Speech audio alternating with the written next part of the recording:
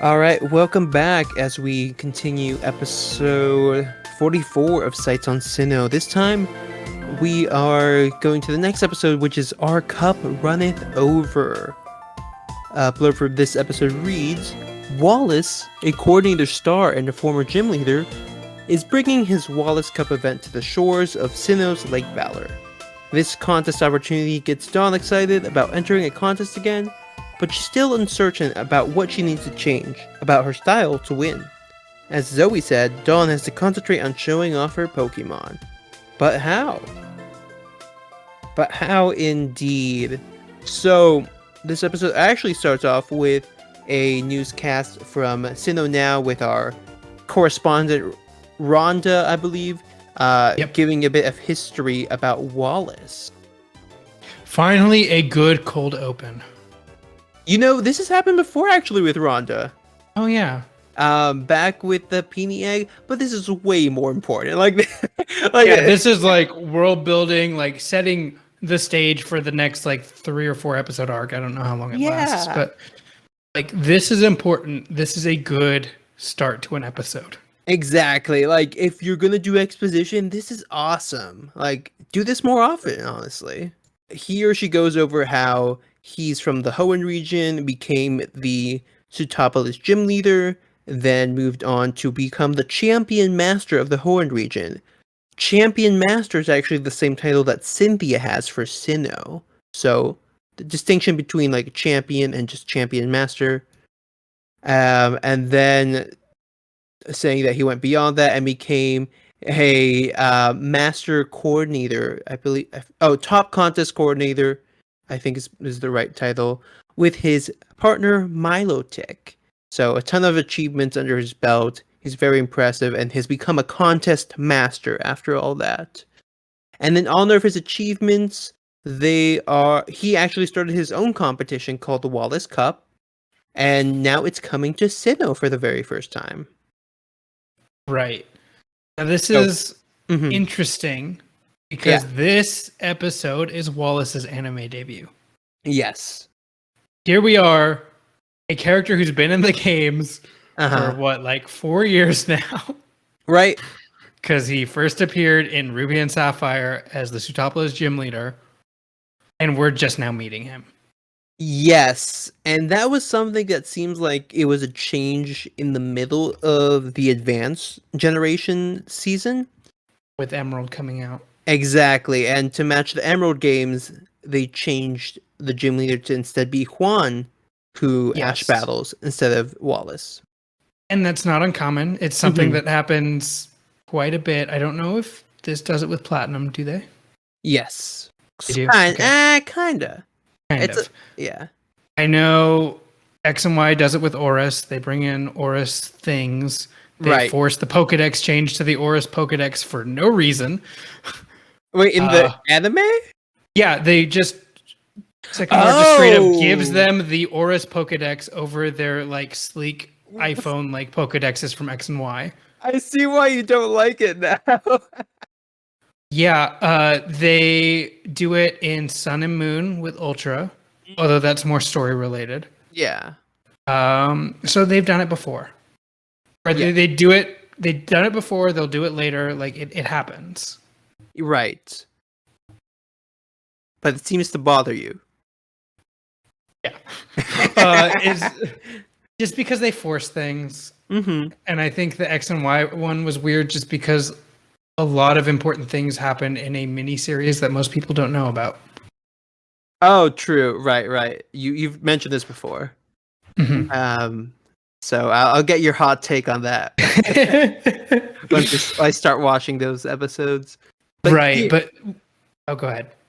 Yeah, I was just saying. But here, Dawn's actually watching this newscast. We're just like, oh, cool, they're tying it in. Like that's who's watching this. It's not just the viewer. Right. And adorably, all our Pokemon are eating their poppets. But were you saying something? No, I was just gonna say, like, we haven't met this character yet, which is surprising because he's one of the more memorable ones from Hoenn. Yeah. And I think part of that is because he has different roles in Ruby Sapphire and then in Emerald. Exactly. Right. Yeah. And because he is the champion. Like he Uh-huh. replaces Steven as the champion. Yep. And you get so much more time with him than you do with the other Hoenn gym leaders. That it's surprising they didn't have him in advanced. Right. Like to completely cut him out was kind of a weird choice. And it's not like they even bring back Steven, really. No, I think actually the next time Steven's relevant is X and Y. Wow, okay. And he plays a huge role there. Oh, really? Yeah, he's like a major character in X and Y. That's funny. Yeah, because in the anime for Hoenn, he's there for like 1 or 2 episodes and that's it. And it's very early on. So I'm like, what are you going to do with him? Oh, nothing? Oh, okay. But that's what's also weird is they later established that he is the reigning champion of Hoenn. Interesting. Almost like 10 years later. It's during the Ores era. Right. So, of course, they would put him back in that champion spot. But it's the timeline, just don't think about it, and it's fine. Totally fine. Exactly. Wallace here looking fine as ever. And actually says, quote unquote, like, here I am to search for the finest coordinator in all of Sinnoh. I'm at Lake Valor to find out. So come in and join the Wallace Cup. And Dawn immediately knows who he is. Probably because like her mom told her or something, I'd imagine. And her being a coordinator herself, she's probably in the know. He's only like the most famous coordinator. Right? Even though we haven't met him after a whole series of coordinator stuff. That is the oddest part about that. It's like, would it have come for May at least? Like, I don't know. We could talk about that at the end. Yes. Oh, we can. But what's funny is I remember the advanced generation very early on in like May's first contest. There's some guy with a Milotic competing. And he was shown to be very powerful, and he comes up later, but like, no Wallace still, so they just had this guy. I don't know, it was weird. But as Dawn goes up to the window of the Pokemon Center, as she comes up to the window of the Pokemon Center, she's watching Ash train outside, and that's when she starts kind of like having her own thoughts about getting back into contest herself, and as you mentioned earlier, acknowledging how Ash is using that spin move of hers to great effect in his gym battles, of all things. Mm-hmm. And there's a little moment here where Pikachu is able to spin out Buizel with its tail, which looked kind of funny. And Brock says, oh, it learned something from that Raichu battle. Yeah, so I'm glad they also acknowledged the episode we just talked about. Exactly. It's nice and that they're like... Mm-hmm. It at least had like some effect. Yeah, there's some repercussions from it that will carry over, even at least subtly. Yeah, and it's neat to see that Ash is focusing on building up the moves that have been in the spotlight for each of his Pokemon in the past few episodes, like Turtwig with the Energy Ball, Pikachu with Iron Tail. Like to see that he knows that they still need work. Yeah. Is also pretty cool to see. Right. I always found it weird in the show when like they're working on a move or something and they're just like, oh, it's done. We got it. Okay, never touch this again. Right. But here's very much like, nope, keep practicing. There's a really chill moment of Sudowoodo living its best life because it has Staravia and Gligar perched on it. And it's like, Sudowoodo's dream, the perfect tree decoy. I do wish they would have like done the same with Staravia and Brave Bird here. Yeah. Because it's just the other move that's been focused on recently. But right. I get that he's focused on Turtwig and Pikachu because of the water gym coming up. Yes, we see him actually planning using type advantages. For once. And it looks like he does have Staravia coming into practice Aerial Ace, but it's mostly for his other Pokemon to dodge with their spin attacks.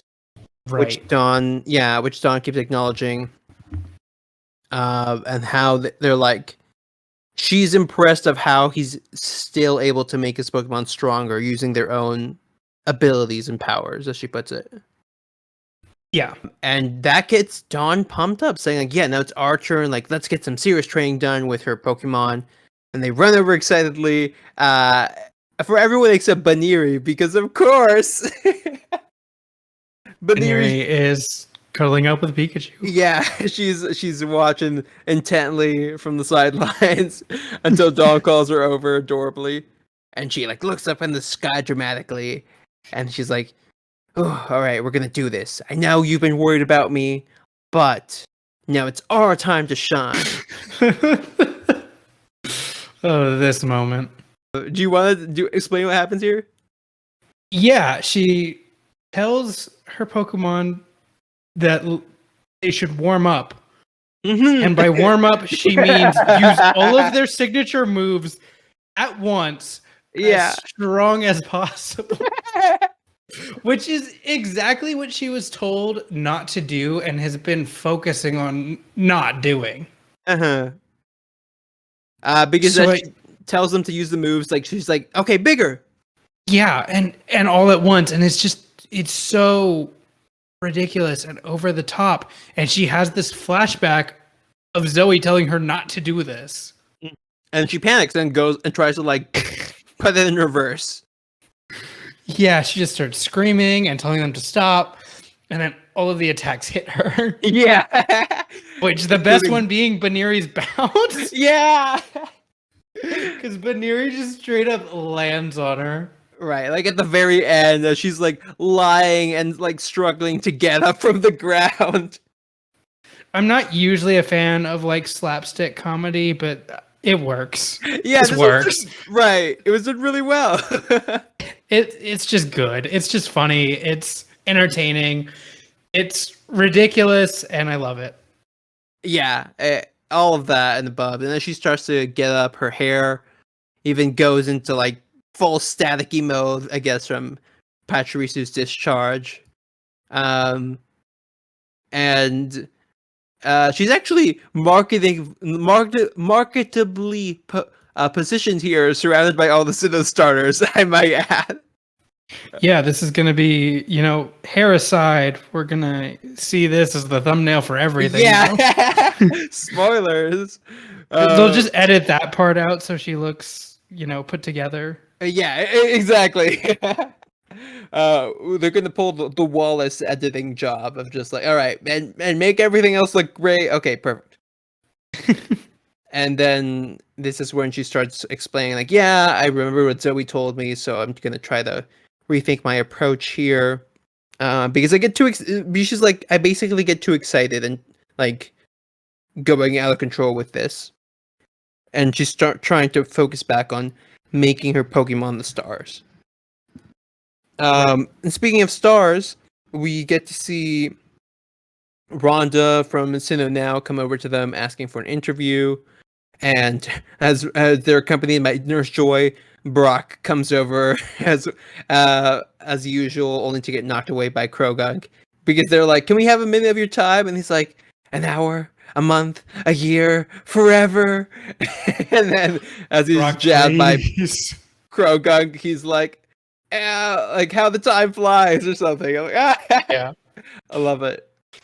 And Ash is like, oh, hey, Rhonda, nice. It's been a while. And she goes, right. She has no clue who they are. She forgot. Yeah. She's not there to talk to them. She doesn't care. Well, she is, but she's like, you're not my real story here. Yeah, I mean, she's not there to interview them. She's there to get information from them. Oh, true. Yeah. Which is where Wallace is. And immediately Dawn perks up and, oh, you mean the Wallace? Yeah. That should have been Rhonda's first clue that these people have no idea and are of no help to you whatsoever.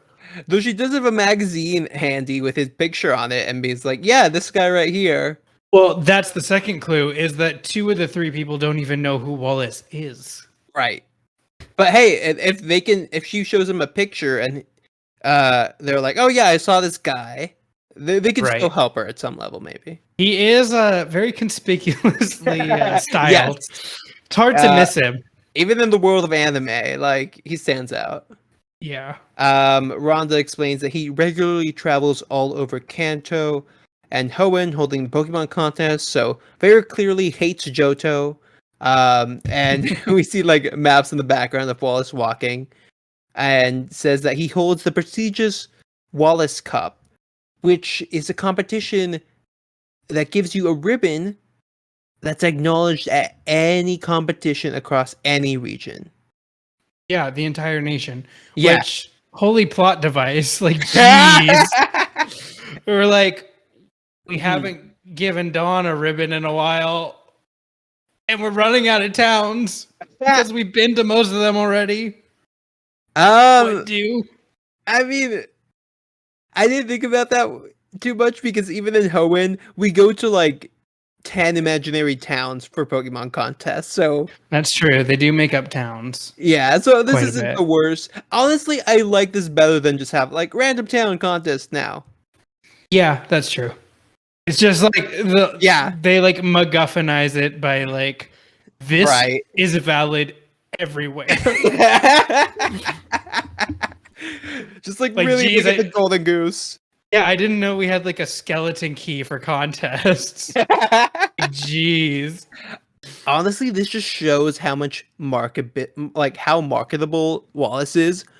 For him to have every region say like, "Oh yeah, we'll acknowledge that." So why haven't we met him before? That's true. That's look, my biggest concern here is why are we just now meeting Wallace halfway through a generation he doesn't appear in canonically? So clearly, when they were traveling through Hoenn, he was in Kanto doing the Wallace Cup, and when they were traveling, when we were in Kanto, it was exactly. But not Johto. Never forget, he does not go to Johto. We all know why. We know what Johto did to him. But Ronald's like, yeah, he's definitely around here according to my sources. I want to get a shot. So tell me if you see him, and then gets hit in the head by this mic, which is a running gag that I'm like, okay, whatever. They've fine. Yeah. Again, not a fan of slapstick comedy. It worked with Dawn. We don't need it again. Yeah, that you got your moment already here. We do get Team Rocket on the rooftop of the Pokemon Center, which I'm like, oh, that's actually not a bad place to like spy on people compared to the bushes, which we see like almost every episode. Yeah. Jesse's like, yeah, I'm gonna compete and I'll win in honor of my recently relocated Dustox. And we get like a little pretty image of Dustox, which I thought was cute. Okay, so fun thing from the trivia of the last episode is that so Dustox left us 2 episodes ago. Right. It was still in the intro to the last episode, and it's not in the intro of this episode. Yeah. So this is the first time we don't see it in the intro, and then we get that like acknowledgement that it's gone. It still makes it in. Still there. We still saw. I mean, we even saw it. We had like the visual imaginary vision of Dustox. Exactly. And then we come back to our heroes looking for Wallace when they spot some mist. Piplup actually is the one to spot it, and they're like, "Oh, what's this mysterious fog? Let's go towards it." Was this when Piplup was like sitting on Dawn's head? Yes. That was a cute shot. Like, I don't have anything else to add there. It was just really cute. Hey, that's all that Penguin needs to hear from this. Yeah, exactly. And they see a silhouette of Milotic hovering above the water singing. And it's very beautifully shown, sparkly. And Dawn even's like, oh, that's a Milotic, and pulls out the Pokédex for once in like the last 2 episodes or 3 episodes, honestly. Yeah, kind of missed it. Yeah, I'm like, oh, cool. We have that thing. At the first sign of sighting, Milotic will come up from the bottom of the lake habitat to calm any angry feelings, it says. And as she looks down from her Pokédex, she sees another silhouette, not of another Milotic, but of Wallace, just calmly resting on a rock nearby. Until she's like, it's Wallace! And he looks over and he's like, huh? Like he just has this look on his face. Yeah. His expressions here are like I can't tell what he's thinking. Yeah, he's hard to read, isn't he? Mm-hmm. And Milotic seems to like panic and dive underwater. Yeah, she like, I don't know if it's male or female actually, but Milotic like is not having this. Right, she's like, I'm done with you paparazzis. Just leave me alone. I think it's a female. Maybe. Yeah, I don't know. I don't think they specify it, at least here. Gender differences. Oh, I forgot. It has that. I don't know if it has this generation. Oh, and that may it is. It is Gen 4 that is introduced. Right. Mm-hmm. Yeah, it's a female. It's a female. Okay. What is that difference for our listeners at home? The red, like, strands of like hair, what are supposed to be Milotic's hair, are longer on the female. Got it. Okay. So a kind of subtle difference there. Yeah, I mean it's like a noticeable length. Mm-hmm. But yeah, it's longer for the female. Got it. Okay. And Wallace kind of changes his tone a bit, saying, "Oh, hello, everyone," and smiling at them. And then we cut to them just like hanging out and talking as Pikachu and Piplup go for the ride of their life on this Milotic. Yeah, they're having a blast. It's great. There is one moment though where like Milotic goes underwater with Pikachu, and I'm like, "Oh, Pikachu, buddy." Mm-hmm. But like, I get Piplup, but like, Pikachu's not breathing under there. Oh. Yeah, but apparently it's fine. It comes back up, and Pikachu's still breathing, so we're good there. But he explains that he's here by himself because he wanted his day off finally, and after like pleading with his staff, he finally got this one. Right. And he's actually not like mad or anything at them because he also sees Milotic having fun and being happy as it's swimming with Pikachu and Piplup. Yeah, and I think it's kind of funny that in these flashbacks of like him being busy, all of them are with, or like most of them are with Rhonda. Right? Like, well, is that like she's always there in the flashbacks? And it's like, you don't have to be subtle, Wallace. We know she's your biggest form of stress. Rhonda's the real menace here. Just honestly, the media personified. And as he's like saying bye to them, Ash kind of interjects and is like, "Oh yeah, Dawn's a coordinator and she's gonna compete in your cup." And he kind of pauses and like, "Oh, I'd love to see your moves then." Yeah, it's like, Ash, calm down. Yeah, because Dawn is the one who seems very hesitant here, as they're like, "Hey, like, this is a contest, Master. Like, you should show him something. Like, this isn't an opportunity that comes around often." Right. It's a very rare thing for anyone. But also, I think she's still reeling with the disaster that was her practice session or warm up even right before this. She's not still like, she wants to be at that level where she's ready to compete again, but I don't think she's there yet. Right. But Piplup does seem to be very confident though. Piplup's always confident. True. But it's been clearly one of her main supporters and like recovering from this. So I get how Piplup's like, "Yeah, I'll do it. Like, I'm ready to go if you are." And then she eventually agrees to battle Ash in a little contest battle. As Team Rocket finds them, but they'll come in to play in a second. She does say, she's like, "Oh my god, I've never been this nervous in my life." Yeah, she is panicked. Yeah. Though not as bad as like training Pachirisu or something like that. So right. In a little different way, I guess. Wallace and Brock are standing to the side, and Brock explains that Weasel used to belong to Dawn, actually. Yeah, Brock over here with the like all-important role of getting characters caught up to speed. It happened last time I was on an episode where he was doing the same with Reggie and getting him caught up on the same history, actually. Right? Like, this is Brock's job, is tell everyone that they made a trade. And this moment is where I'm like, it doesn't come up enough that Brock used to be a gym leader. Yeah, this really could have been a moment, especially because they're both former gym leaders. Exactly. That's what I was But thinking. counterpoint, this episode's not about Brock. Sure. Yeah. So, like, I guess it makes sense that they don't. Mm-hmm. And Brock knows that this is mostly an experience for Dawn. For Dawn. Mm-hmm. That's fair. So I think he's just trying to support her in this meeting. Yeah, so good on Brock, I guess. That's I for like not trying to hijack it. Like, hey, I was there too. he knows his role, and it's just kind of to be there. Yeah, it's a little sad. Yeah, no real goal this season. Hey, he gets something later, but we'll get there.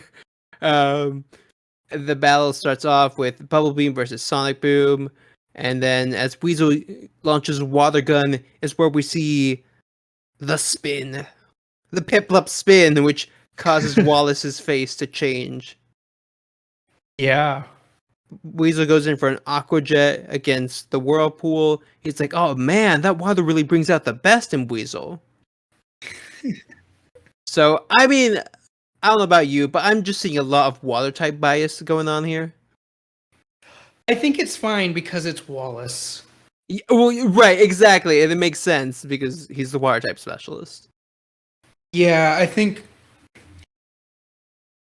I don't know. Yeah, there's a lot of water type focus, and we're going to get more with the Crasher Wake stuff coming soon. Mm-hmm. Spoilers if you didn't know the name of the gym leader from over 10 years ago. Hey, and Ash has also said he's training for that, so... Yeah. So there is a lot of water focus right now. Mm-hmm. Again, I think it's fine just because Wallace. Right. I mean, you never see him with anything aside from water types. But... Right. I mean, for bias of Wallace being like, oh, you're water type, I like you. Oh, also that, yeah. Okay. Yeah. Because he's like complimenting both their Pokemon later on and explaining how like, hey, I'd like to see Weasel like actually compete. And Ash is like, we've tried contests before, it didn't really work out. But then Dawn's like, hey, like, just have fun. It's gonna be a great time because you guys get carried away, but that's kind of the fun part about it. Yeah. And the fact that Weasel hasn't actually been in a contest. Yes, it never got the opportunity because that's when Dawn traded with Ash. So it's kind of like what could have been, some would say. Right. And I do like that they do keep giving each of the two leads chances to try what the other one does. Mm-hmm. That is really nice. This is the third time of that now. Oh, what was the... Oh, no, fourth. This is the fourth. This is the fourth time. What are the last three times? So we had the Jubilife contest, where Ash tried contest for the first time. Mm-hmm. Then we had the tag battle. Oh, yeah. Where Dawn entered the tag battle on the request of Zoe and Ash and Brock. And then we had Maylene's gym. Right. Where Dawn did the battle there. Mm-hmm. And now we have Ash doing contests again. That's right. Huh. I forgot about the tag battle actually, but yeah, that's totally Dawn trying out something new. Yeah, so I like that they're getting chances to like try things outside of their roles. Yes, and it feels organic for the most part. Yeah, and it's not a one-off thing either. Mm-hmm. Right, because there's so many times where it's like, oh, this happened this one episode, and that's it. But like they actually acknowledge it, and it affects them in some way. Yeah, they're all used as points of growth as well. Mm-hmm. Yeah, and I think actually where this is most interesting is this whole concept of even doing that, because it's not something they did in advanced until I think the end, right? Did Ash ever do contests in advance? I don't think so. I was trying to think. Oh, he did one at the end of Battle Frontier. Yeah. At the very end of Battle Frontier, I thought he did. Yeah. Yes. But it was like an informal one. It was like exhibition, right? Exactly. And there's an interesting piece that I noticed between watching this episode and what is actually featured at the end of this next one, but we'll get there. Okay. Yeah. But what I was saying is this whole idea of them even crossing into each other's roles was really brought about by Nando. Oh, the first time we meet him, because they're each so staunchly like contests, battles, like they're focused on those individually, and Nando's the one that helps them realize initially at the start of their Sinnoh journey that you can do both. You can try both, and there's things to learn from both. And I'm glad that they didn't drop that thread. Right. I'm glad that they've kept it so even that each of these two have gotten the chance to learn multiple times from that. That's true, though I will say, to me, the whole Nando argument was kind of just out of the blue. Like at this point, like Ash has been like, it just suddenly becomes a conflict of like what to do or like what's better. Well, I think it's because Nando framed it as I'm not sure what to do because he wasn't set either. Yeah. And also, Ash had only tried contests once before. And so he's very set in his role, and he knows what he wants. His goal has always been the battles. Yeah, it's more he's going into Sinnoh with no intention of doing contests. Yeah, it's definitely a bit more of like, I want you to do what I like, and trying to win over Nando for sure. But yeah, here as we go to our like a point of authority on contest, basically, to give Dawn feedback. She's like, "Yeah, you're doing great with the moves themselves, but have you thought about Piplup's basic nature? And it can't all be about a dramatic performance. So I'd like to ask, when's the last time you played with your Pokemon?" Yeah, this is a very different question than I think anyone was expecting. Yes, definitely. I get it. I don't think it's like the most insightful in some ways. I think it's something that was just lost in translation, honestly. Maybe, yeah. I think the whole point is understanding, and they elaborated on it later in the episode. Right. Is like understanding the Pokemon is what is important. Yes, yeah, that's what it really comes down to. It's just not super well explained at this point. And I think he tries to insinuate that by saying like it's because like their basic nature. But yeah, it is kind of weird, right? The way it's framed, but not as weird as this next part. When Team Rocket arrives. When Team Rocket arrives, but it's in their Jessalina like persona, basically, and her assistants. And she's like a huge fan of him, like starts hugging Milotic, and then brings out her Seviper in cosplay. This terrible, absolutely terrible Milotic hat. And like, yeah, and he's like, okay. But even the rest of Team Rocket is like, okay, you're embarrassing yourself. Let's try to drag you away. Yeah. Which is like, yeah, that's fair. But then he kind of like saves himself here by saying, all right, let's Milotic, let's give a demonstration to these trainers. And he's like, and everyone's like, oh, you're gonna give a performance for us? And he does, so they sit down to watch. And I think this is a really cool showing of why Milotic is such an awesome Pokemon. Yeah, wow, just honestly a stunning scene. Yes, it starts off with really pretty. Exactly, yeah. It just shows like all the categories of a Pokemon contest, like tough, cute, beautiful.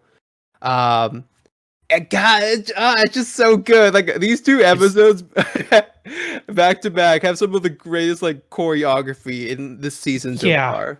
Yeah, agreed. And it really. So I was having issues with the last episode with show being like it felt unearned. This feels earned.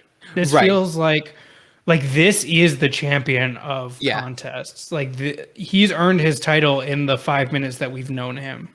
Even though we haven't seen him before this point, but he technically should have been seen. Yeah.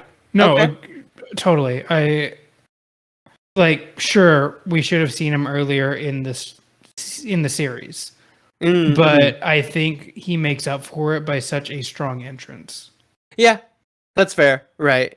They did a great job with the intro as well, which I think helped. And it built him up in a really nice way. Right. And when you see this demonstration, it delivers on the expectations built from the start of the episode. Yes, exactly. It's like very clearly connected between the two. And as this performance starts, we see it use Safeguard, causing a mist to come out from the water, which explains why we saw that mist earlier. Right. Which I was like, that's funny. Maybe he did that on purpose to like try to hide from the media. And yeah, it's just super pretty. There's a lot of awesome 3D shots of it. There's the one movie that kind of threw me off is seeing Milotic fly. Like that was odd. Okay, I wasn't quite sure of that. Yeah. But we see its full move set. So Safeguard, Aqua Ring, Dragon Pulse, and then it finishes off the demonstration with Twister. Yes, and it creates a giant water spout. Like everyone's about to like fly off. Like it's incredibly powerful on top of being beautiful. Yes. It just it shows off again another aspect of Milotic's strengths, which are it's just fortitude with the water.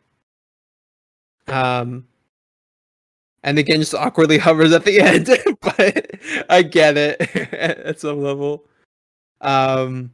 Everyone's just blown away by this, of course. And Jesse's like, "Oh man, I want my Survivor to use Aqua Ring." Okay, Jesse. Yeah, and he's like, sorry, that's not gonna happen, even if it's dressed as Milotic. And dramatically jumps off a rock into the water and like ninja style. Just bye. So dramatic. so dramatic. Yeah. It's I was great. like, is this like a Naruto episode with the like jumps and stuff? Like, what's happening? And everyone's also like, where'd he go? Like, what happened? But Jesselina's convinced that he is going to cheer for her for some reason at the Wallace Cup. Sure, Jesse. Sure. And and everyone's like, really? Like, everyone knows that she's just putting this in her head. But this has everyone psyched up for the competition as they are like watching. We cut to the TV crew trying to record this. Rhonda asking her cameraman, "You got that?" Nope. Apparently, he did not bring up that the battery died, even though we've been here like what, an hour? Before he started filming, no less. Yeah, exactly. Yeah. So we come back to the Pokemon Center, and one little note: I did like that we got to see some new Gen 4 moves in Milotic's arsenal with Aqua Ring and Dragon Pulse. Ooh, yeah, that is cool. Yeah, I take Dragon Pulse for granted because I'm so used to seeing it. Yeah, this was the intro for both of those. And they look great. I wish we saw more of them. I believe that's the first time we've seen either of those moves. And Dragon Pulse does look a bit different when we see it later, I will say. Oh, it looks very different. I think it changes every time, too. Like, it's not consistent. Does it? Okay. I know Kalos is, like, overwhelmingly powerful Dragon Pulse. Like, a straight-up, like, dragon comes out. Oh, yeah. I think I've seen that. Yeah. I don't know where else we've seen it.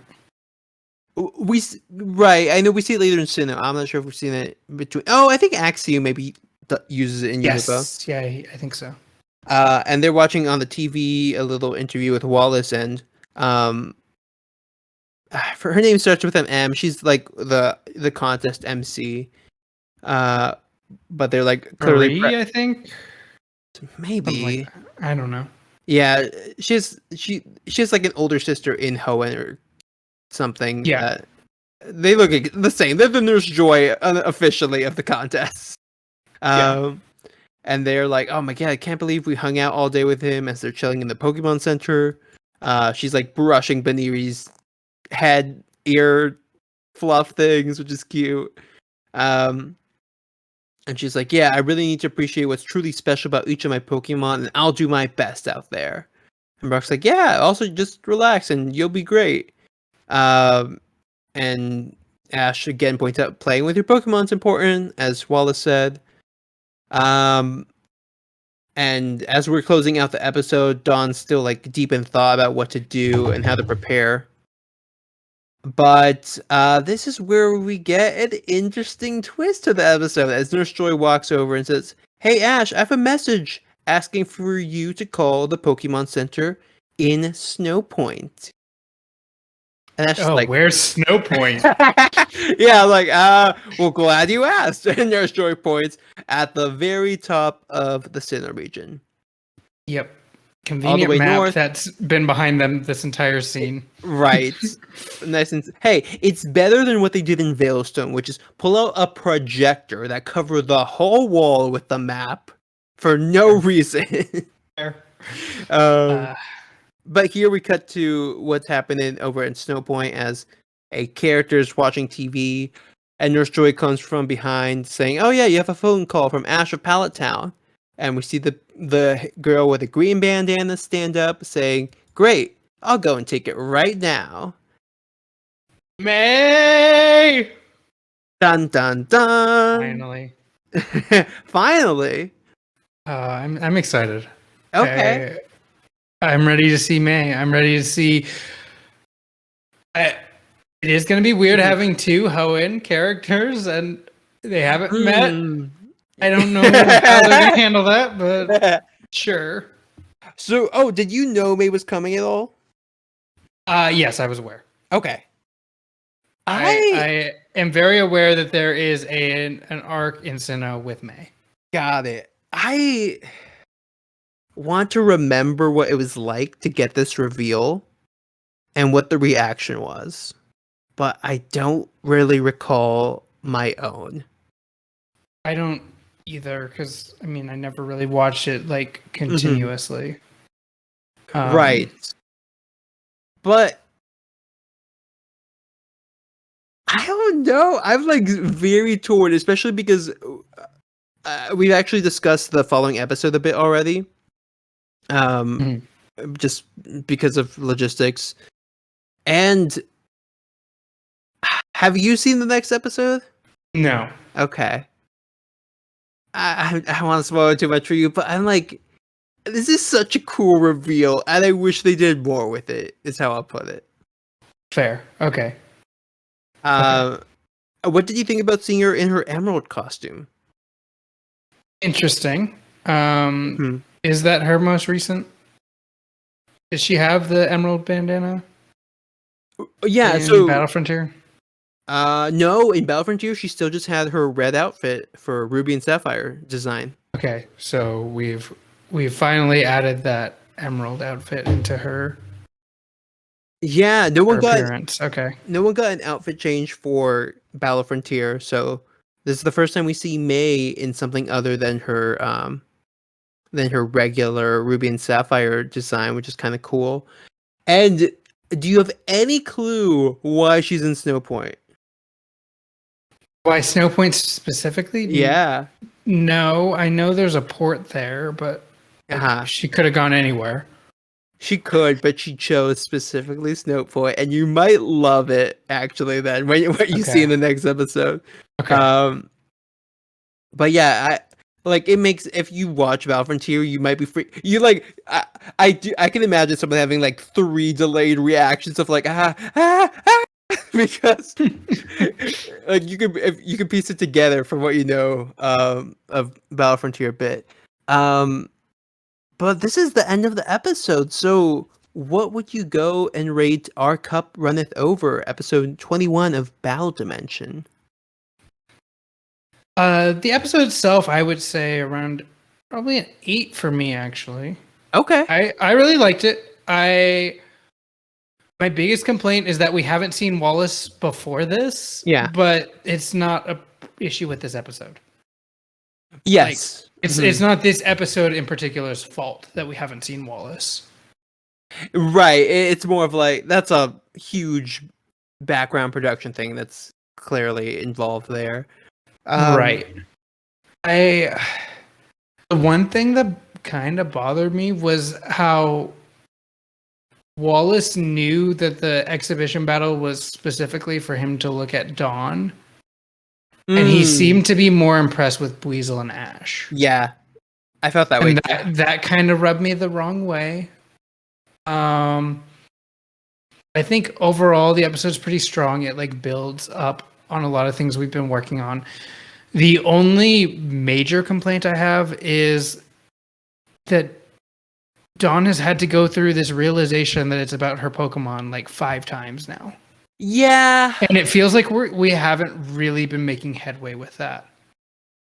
And it felt like her figuring out that she had to like play with her Pokemon and realize their natures and like work off of what her Pokemon are is like, that's what Zoe's been telling you for like like in your head. Like we've had those lines from Zoe repeatedly for the past several episodes.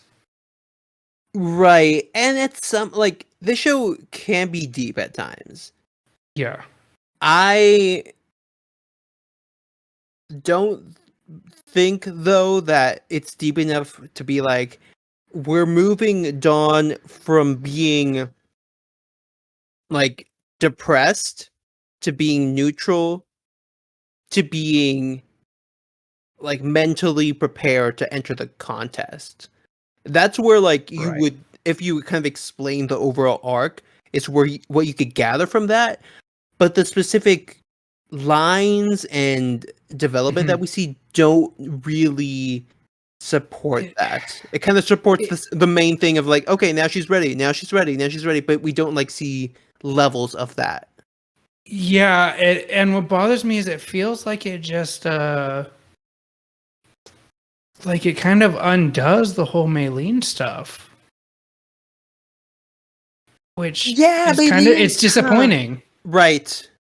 Because she had that moment of like realizing and like putting herself out there and like trying new things with her Pokemon. And like that Maylene battle was just as much development for her as it was for Maylene. And then here we are, and she's making the same mistakes that she was in trying to do this like mega move of like all of her team at once. And having that same issue that Zoe had pointed out, like echoing in her head. Yeah, Maylene felt like it really should have been the climax for that, but we're kind of regressing weirdly. And I'm like, were you not expecting what comes after and you aren't sure what to do with Dawn? Yeah. It's just like, weird that like now they're using Wallace as that teaching moment when Maylene was kind of that. They're kind of shifting the goalpost. Yeah. Especially because of what happens in all of this. And it's like they kind of alluded to the fact that Dawn was already ready to return to contests. Yeah. And now she isn't, and now she's like getting there again. I don't know. We're kind of awkwardly going in circles around the issue when we thought like we were already there. Like it's like you're trying to find parking at the bank, but you keep just rounding about it. Like, no, we're here, right? Right? Yeah, exactly. So with all that said, I think I'll give it 7.5. Okay. It evens out for me with the last one because a lot of what Dawn's issues are, and how like we're kind of stuck there at the moment. Yeah. I'm hoping we get, with this contest, actually some headway there. But man, it just, that was my biggest issue, was that it just didn't feel like we've been going anywhere with Dawn. Right, and that's why I think knowing what happens in the next episode, it does feel a little weird for May to appear in this fashion. Because, are we really gonna reintroduce an old character when we're in the middle of resolving resolving some of Dawn's issues? Right. So yeah, that's why I'm like, I love it, but at the same time, I'm like, timing. Yeah, it's like, was this the best move? Exactly. But some fun trivia here that I'm just gonna bring up now. The ribbon that May and Ash share is from the Terracotta Festival, and that's it's more of a medal than a ribbon. The reason I wanted to bring it up is because it looks almost exactly like the effort ribbon from the games. And that's why I'm like, oh, is this kind of to show it's me? I don't know if it was or not, but it seems like a distinction between an official contest ribbon and the shape of this one, which is like a round sun, basically. Right. Some other trivia here is that, well, this is a 5-part arc, so strap in. Oh, I was wrong. I was like the next 3 episodes. Oh, no. Oh boy, here we go. We're in it. Let me see. So Rhonda refers to all the regions of the Pokemon world as one country. So yeah, which had been established up to this point, I think. It makes sense as to why they call it the national dex that you get post-game. And various regions of that nation, which I think holds up for the first 4 regions, since they are canonically just supposed to be Japan. Right. On the real world equivalent, that adds up for sure. It's just once we get to Unova that things get weird, but sure. New country, new me. But yeah, that's most of the major events here. And overall, pretty good start, I'd say, to this arc. Yeah, I'm looking forward to the Wallace Cup. And the way I'm looking at it going into it feels like a companion to the tag battle. Interesting. So, okay. I'm interested to see where this goes. Even though it's more of like a mid-season event? Yeah, I think it's still important. I mean, it's a long arc. True, yeah.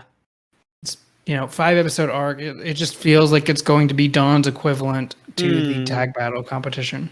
Just in terms of scale, you're saying? Yeah, like big moment that's going to hopefully lead to some development for the main character, in this point, Dawn, in the last one, Ash. And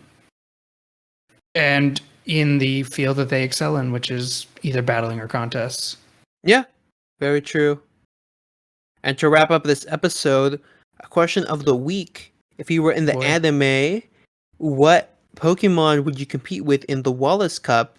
With the rules being it has to be a water type, and it has to be a Pokemon that none of our characters will be using as far as we know, up until right now. So Piplup, Milotic.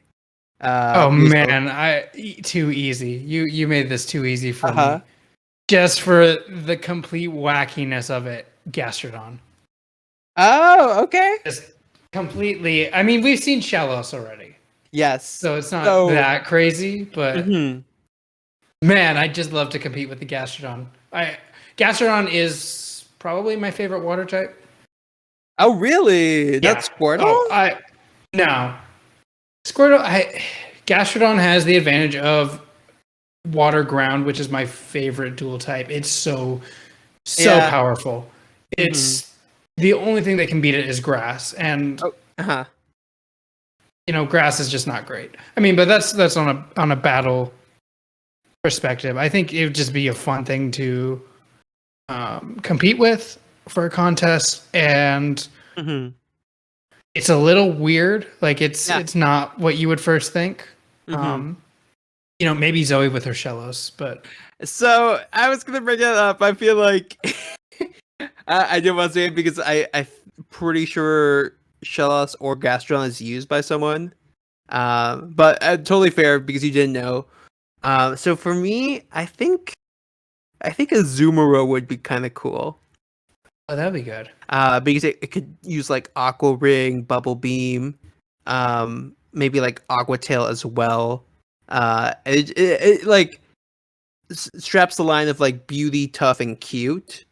Because it's like kind of a grown up, like a more mature Pokemon, but it's still like small and cute. Like, I gotta say, in terms of like, what would be good for contests aside from like Milotic, a lot of the water types kind of fall flat, in my opinion.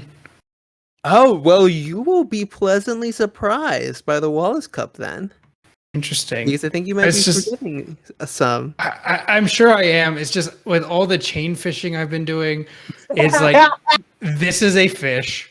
This one's also a fish. This one is a fish shaped like a heart, which I guess is kind of cute. This one is an old fish. This one is an octopus that evolves from a fish. Green Naruto, blue Naruto. And that fish is shaped like a gun. Oh man, there's a lot of not great looking water types. It's true, but it's about how you use them. That's fair. As we'll hopefully see on the next episode of Sights on Sinnoh. But that's pretty much it for this week. As always, if you want to watch the Pokemon TV show with us, you can find that now on Switch, as well as desktop and mobile. And feel free to comment below what your answer is to the question of the week. As well, check out any other past episodes with our various co-hosts, including Brady, Karina, and others that we've mentioned throughout this episode, I believe, as well, such as Manny and Greg. And yeah, stay tuned to this awesome arc in the middle of Battle Dimension here. JM, thank you so much for coming on. It was great to have you for this pair of episodes. Yeah, thanks as always for having me. Fun little set of episodes. Really enjoyed some callbacks and some nods to previous seasons and regions. So looking forward to this arc. Definitely, yeah. And if people want to get your thoughts on chain fishing and its ups and downs, where can they do that? Yeah, you can see me break all my fishing chains on Twitter. TurtleGuy512 is my username. Perfect. And I'm also on Twitter. We'll be teasing sometimes on Twitch, streaming, editing this podcast. But until next time, stay tuned and we'll see you in Sinnoh. Have a good one.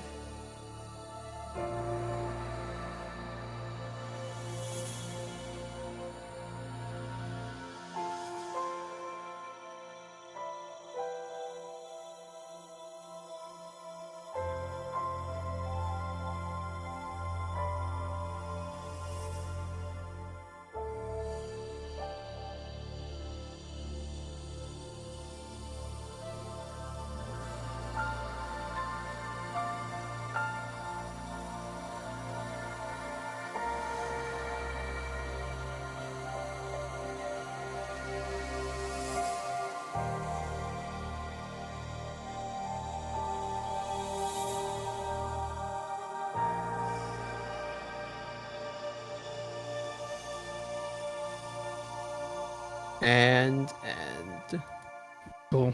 Dang. I swear, every time they get longer. Oh man. It's ridiculous, I know.